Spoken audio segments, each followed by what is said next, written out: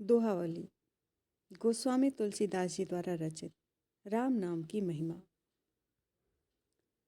स्वार्थ सुख सपने हूँ अगम, परमारथ न प्रवेश।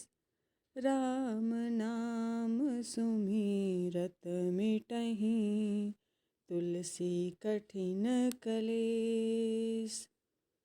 अर्थात जिन लोगों को सांसारिक सुख सपने में भी नहीं मिलते हैं और परमार्थ में मोक्ष प्राप्ति के मार्ग में जिनका प्रवेश नहीं है, तुलसीदास जी कहते हैं कि श्री राम नाम का स्मरण करने से उनके भी कठिन क्लेश मिट जाते हैं।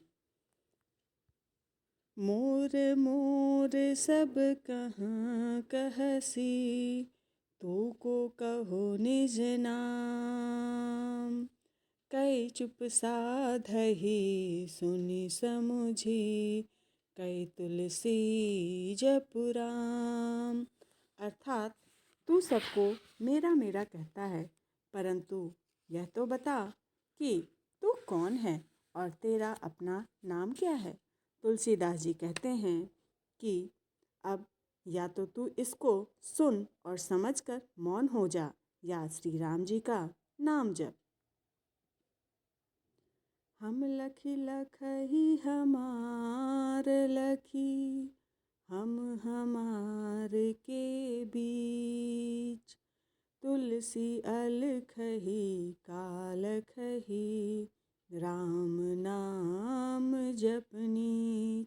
अर्थात एक साधनहीन अलखिया साधु केवल अलग अलग चिल्लाया करता था। उसे फटकारते हुए तुलसीदास जी कहते हैं कि तू पहले अपने स्वरूप को जान, फिर अपने यथार्थ अपने ब्रह्म के स्वरूप का अनुभव कर, तदनंतर अपने और ब्रह्म के बीच में रहने वाली माया को पहचान।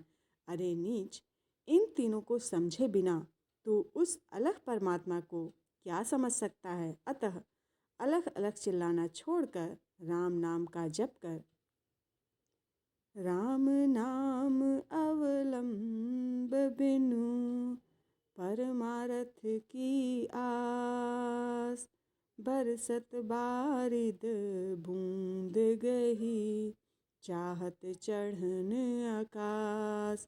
अर्थात जो राम नाम का सहारा लिए बिना ही परमार्थ की मोक्ष की आशा करता है, वह तो मानो बरसते हुए बादल की बूंद को पकड़कर आकाश में चढ़ना चाहता है। अर्थात जैसे वर्षा की बूंद को पकड़कर आकाश पर चढ़ना असंभव है, वैसे ही राम नाम का जप किए बिना परमार्थ की प्राप्ति असंभव है।